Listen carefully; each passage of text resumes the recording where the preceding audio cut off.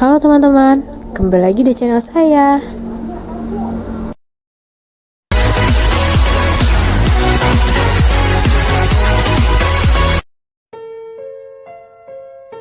Kali ini kita akan membahas seorang gadis yang menjadi psikopat. Gadis ini bernama Mary Flora Bell. Kelahiran 26 Mei 1957. Pembunuhan pertamanya dilakukan sehari sebelum dia berusia 11 tahun. Korban pertamanya adalah Martin Brown, seorang anak laki-laki yang berusia 4 tahun.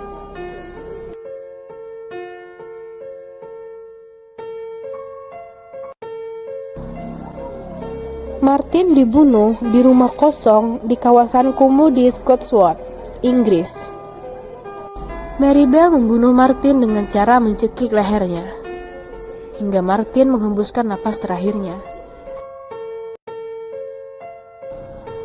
Mary melakukan pembunuhan dengan disaksikan oleh Norma Bell, yaitu temannya sendiri.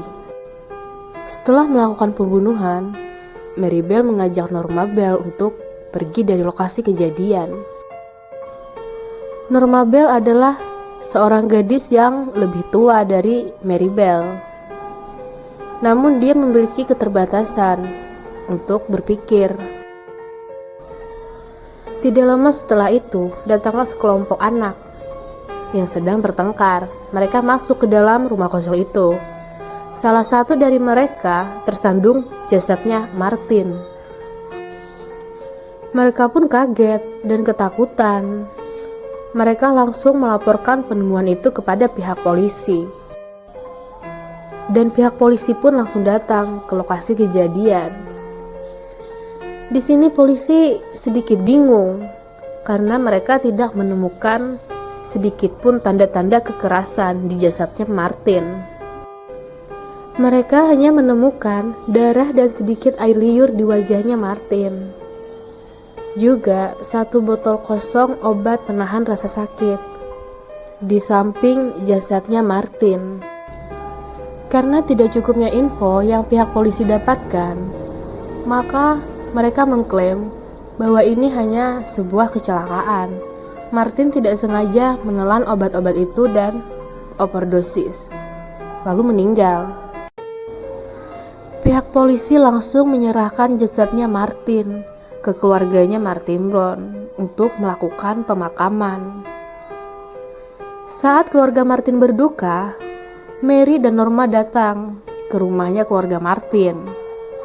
Tepat berdiri di depan pintu, ibunya Martin melihat kedatangan mereka dan langsung menghampiri mereka dan dengan lembut mengatakan kalau Martin udah gak ada, Martin udah meninggal.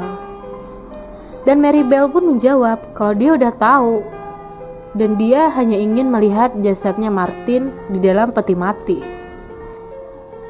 Karena ibunya Martin merasa ada yang aneh dengan jawabannya Mary, dia pun langsung menutup pintu itu tanpa membiarkan Mary dan Norma masuk ke dalam rumah mereka. Aku akan menjelaskan kepada kalian kenapa ibunya Martin mencurigai Mary. Seminggu sebelum kejadian pembunuhan ini, Mary sudah bertingkah sangat aneh. Pernah suatu hari dia bermain dengan seorang anak yang berusia 3 tahun. Dan anak itu terluka saat bermain dengan Mary Bell. Namun, orang tua anak itu tidak merasa curiga sedikit pun kepada Mary Bell. Karena orang tua itu berpikir kalau ini cuma kecelakaan. Kecelakaan saat bermain kepada anak-anak itu wajar. Itu sebabnya orang tua anak laki-laki itu tidak merasa curiga kepada Mary Bell. Namun keesokan harinya, ada 3 orang tua yang datang ke kantor polisi dan melaporkan bahwa anak perempuan mereka yang masih kecil berusaha dicekik oleh Mary Bell. 3 orang tua itu melaporkan ke kantor polisi, namun tidak ada pengajuan. Dan karena orang-orang itu adalah orang-orang di sekitar perumahannya Mary Bell, tentu saja berita seperti ini gampang menyebar dan juga didengar oleh ibunya Martin Brown. Karena hal itu, ibunya Martin pun curiga kepada Mary. Dan ibunya Martin meminta kepada pihak polisi untuk memata-matai Mary dengan Norma. Dan pihak polisi pun setuju karena memang mereka juga mendapatkan laporan itu. Setelah keluarga Martin melakukan pemakaman untuk Martin, keesokan harinya Mary bersikap biasa-biasa saja. Dia bersikap seperti anak normal lainnya, seolah-olah dia tidak pernah melakukan kesalahan apapun. Mary pergi bersekolah seperti biasanya bersama temannya, Norma. Orang tua Martin pun memanfaatkan keadaan ini, meminta pihak polisi untuk menyelidiki rumahnya Mary Bell. Dan polisi pun setuju. Mereka menyelidiki rumah Mary Bell, terutama kamarnya Mary Bell. Dan polisi pun menemukan sebuah surat tulisan tangannya Mary yang berisi, "Aku yang bertanggung jawab untuk kematiannya Martin Brown, dan aku berjanji akan membunuh lagi." Namun pihak polisi berpikir kalau ini adalah lelucon anak-anak. Tidak mungkin anak yang berusia 11 tahun berpikir hal seperti ini. Mungkin saja dia juga menginginkan perhatian dari orang tuanya. Itu sebabnya dia melakukan lelucon ini. Namun seperti yang kalian tahu, kalau insting seorang ibu itu sangat kuat. Ibunya Martin tetap saja dia ingin melakukan penyelidikan kepada Mary Bell. Dan pihak polisi pun tidak dapat menolaknya. Mereka akan melakukan pengintaian, akan melakukan mata-mata pada malam hari. Sedangkan di sekolah, Mary Bell mengatakan kepada teman-temannya bahwa dialah yang membunuh Martin Brown, bahwa dialah yang melakukan pembunuhan itu. Namun lagi-lagi, teman-temannya tidak ada yang percaya dengan perkataannya Mary Bell. Mereka berpikir kalau Mary Bell itu berbohong. Mereka tahu betul sifatnya Mary Bell. Mary Bell adalah anak yang pembohong. Dia juga suka pamer. Jadi teman-temannya tidak ada yang percaya dengan Mary Bell. Dan saat malam hari tiba, pihak polisi melakukan penyelidikan dengan memata-matai Mary Bell dan juga Norma. Namun saat Mary keluar dari rumahnya, dia tidak melakukan apapun. Dia hanya bersikap seperti anak-anak normal lainnya. Mereka bermain di sekitar lingkungan itu, mondar-mandir biasa aja seperti anak lainnya. Karena tidak ada menemukan hal-hal yang aneh, pihak polisi pun mengakhiri penyelidikan ini. Kasusnya Martin Brown berakhir begitu aja, tanpa ada kejelasan apapun.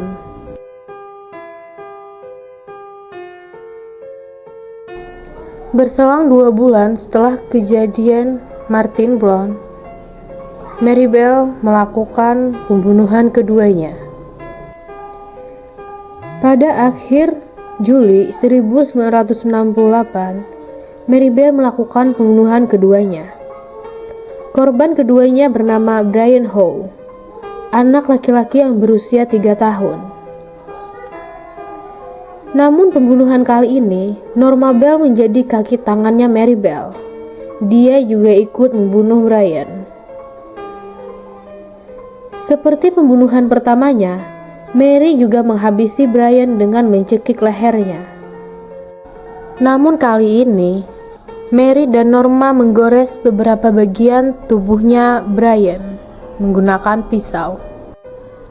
Mereka bahkan menulis inisial nama mereka di bagian perutnya Brian.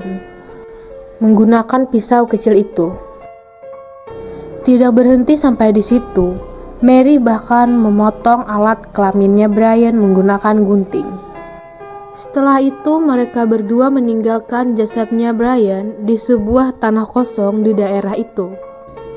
Mereka berjalan kembali ke rumah, namun di jalan mereka berpapasan dengan saudaranya Brian, yaitu kakaknya, yang sedang mencari keberadaan adiknya. Mary dan Norma pun menawarkan bantuannya untuk mencari Brian. Mereka pun mencari Brian kemana-mana di sekitar lingkungan situ, namun tidak juga ditemukan.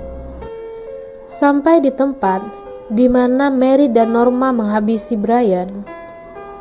Bahkan Mary pun mengatakan kepada kakaknya Brian bahwa adikmu ada di sana. Mary menunjuk lokasi di mana dia membunuh Brian. Namun kakak Brian tidak menggubrisnya. Dia mengatakan kalau adiknya tidak mungkin ke sana. Adiknya itu masih kecil, dia masih berusia 3 tahun. Dia tidak mungkin berjalan jauh ke arah sana. Setelah mengatakan itu, kakak Brian pun pergi dari situ. Mary dan Norma pun mengikuti langkahnya. Mereka pergi dari tempat itu tanpa menemukan Brian dan mengakhiri pencarian mereka. Namun beberapa waktu kemudian, seseorang menemukan jasadnya Brian. Tentu saja, mereka langsung melaporkan kejadian ini kepada polisi. Dan polisi pun cukup tercengang melihat jasadnya Brian karena banyak meninggalkan bekas luka. Jasad Brian langsung dibawa ke rumah sakit untuk diteliti. Dan mereka mengklaim bahwa pembunuh Brian adalah seorang anak kecil. Dengan melihat kekuatan dari si pembunuh ini, pihak forensik pun menemukan sebuah sayatan yang berbentuk inisial huruf N, namun luka baru ditambahkan dan membentuk huruf M. Dan kebetulan di saat pihak polisi melakukan penyelidikan kasusnya Brian, ada seseorang yang datang dan mengatakan kalau dia melihat Mary dan Norma mengajak Brian pergi ke lahan kosong itu. Tentu saja ini menemukan titik terang bagi pihak polisi. Mereka pun langsung menginterogasi Norma. Namun di sini Norma membuat polisi bingung karena pernyataannya yang tidak konsisten. Pernyataannya sering berubah-ubah. Karena tidak kunjung mendapatkan kejelasan dengan cara menginterogasi Norma, polisi pun menginterogasi Mary. Dan di sini Mary juga tidak mengakui kesalahannya, tentu saja. Mary berdalih bahwa dia tidak ada kaitannya dengan kematiannya Brian. Karena belum mendapatkan kejelasan dari dua orang ini, polisi pun menghentikan penyelidikan sementara untuk menghormati keluarga Brian dan melakukan pemakaman untuk Brian. Namun di saat pemakaman Brian berlangsung, polisi melihat Mary di belakang sebuah rumah dengan wajah yang sangat riang sambil bertepuk tangan saat melihat petinya Brian lewat. Ini membuat pihak polisi semakin curiga.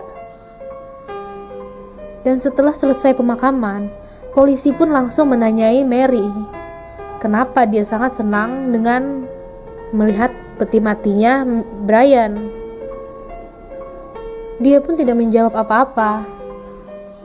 Lalu tiba-tiba dia mengatakan kalau dia melihat seorang anak laki-laki berjalan bersama Brian ke arah lahan kosong itu.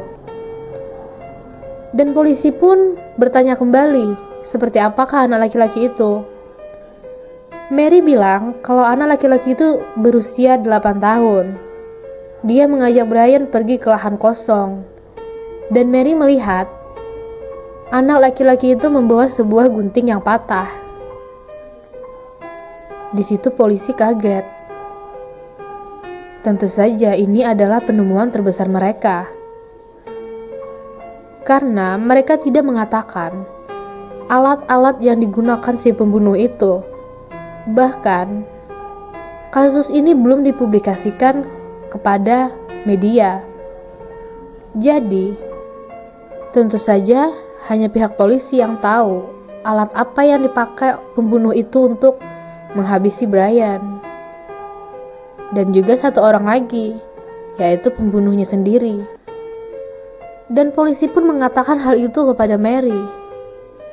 Polisi membuat Mary terdesak dan akhirnya mengakui kesalahannya.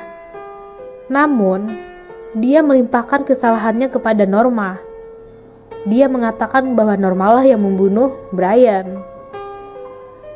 Tapi saat Norma diinterogasi, Norma berkata sebaliknya, Mary lah yang membunuh Brian. Bahkan Norma sudah memohon kepada Mary untuk tidak menyakiti Brian. Namun, Norma diancam oleh Mary, kalau dia membocorkan masalah ini, maka Mary akan membunuhnya. Itu sebabnya Norma merasa ketakutan dan menyembunyikan rahasia ini. Setelah melakukan investigasi yang mendalam, polisi pun menetapkan bahwa Mary dan Norma bersalah atas pembunuhannya Brian. Dan mungkin saja Mary juga mempunyai kaitan atas kematiannya Martin.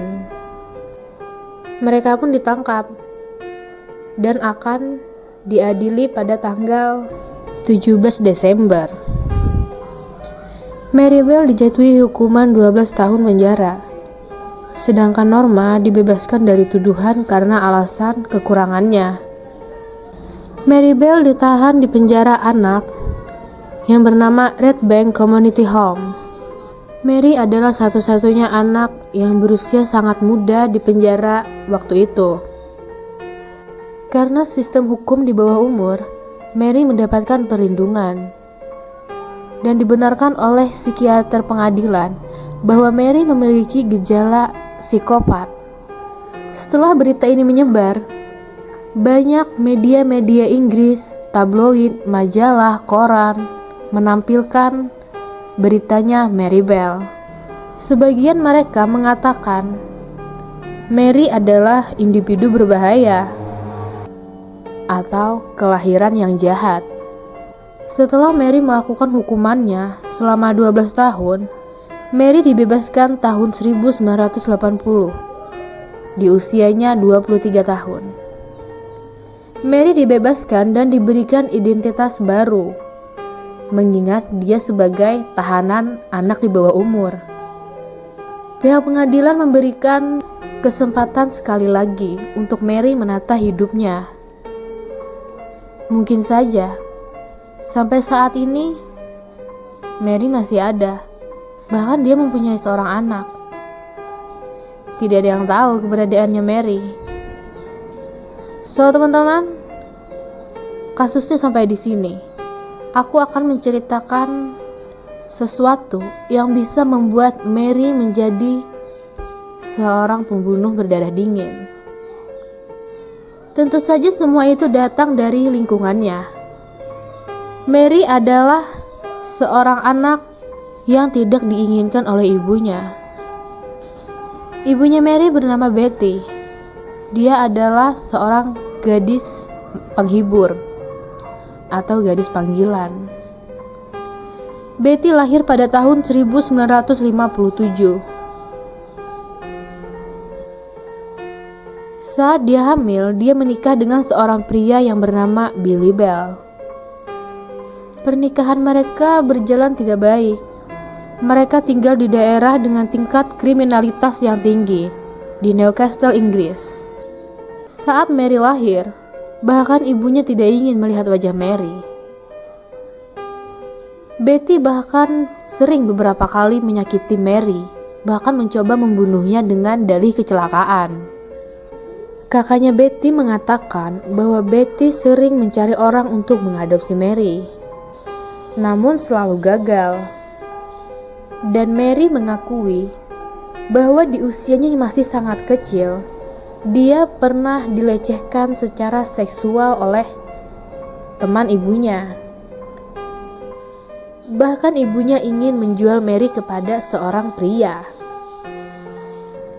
Dan ayahnya Mary Bell, yaitu Billy Bell, ditangkap pihak polisi karena penjualan senjata ilegal. Tentu dari sini kalian bisa menyimpulkan bahwa Mary tumbuh di dalam lingkungan yang tidak baik. Bahkan orang tuanya pun tidak bersikap baik kepadanya. Memang benar, seorang anak akan belajar dari orang dewasa di sekitarnya. Dan Mary tumbuh di dalam lingkungan yang tidak baik, dan dari situlah dia belajar. Bahkan, saat media meliput tentang kasusnya Mary Bell, Betty menjual cerita-cerita Mary Bell ke media, ke koran. Tentu saja itu akan menghasilkan uang yang cukup banyak. Dan itulah sebabnya pihak polisi bisa menggeledah rumahnya Mary Bell pada saat pembunuhannya Martin. Karena saat itu Betty sama sekali tidak peduli dengan Mary Bell, yaitu anaknya sendiri. Dia seperti masa bodoh dengan kehidupannya Mary Bell. So, teman-teman, menurut kalian, ini kesalahan Mary atau kesalahan orang tuanya Mary Bell? Tulis pendapat kalian di kolom komentar. Apakah Mary Bell sepenuhnya salah? Atau mungkin tidak? Sampai di sini dulu. Dan terima kasih.